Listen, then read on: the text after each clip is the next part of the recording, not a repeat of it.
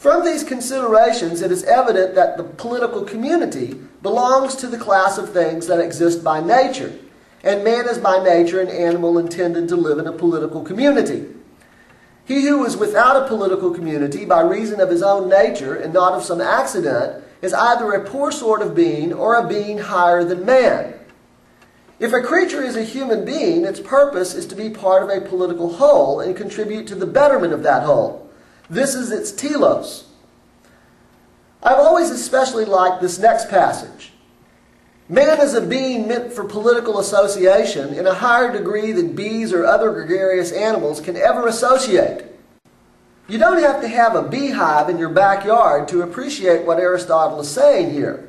You only need to have seen an episode of Nature on PBS dealing with bee society. If you take a drone out of the hive and isolate it, what happens?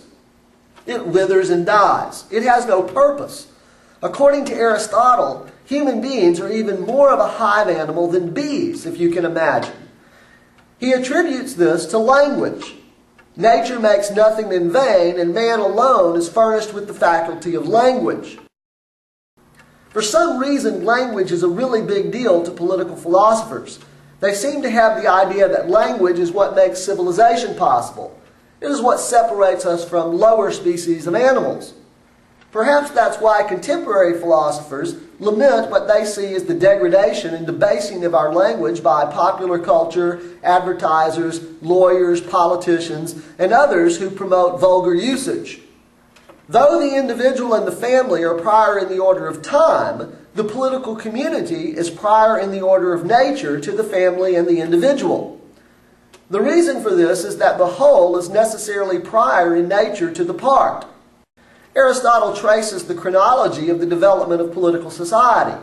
He begins with the individual and the family, moves to the village and the tribe, and then ends up in the political community, the polis.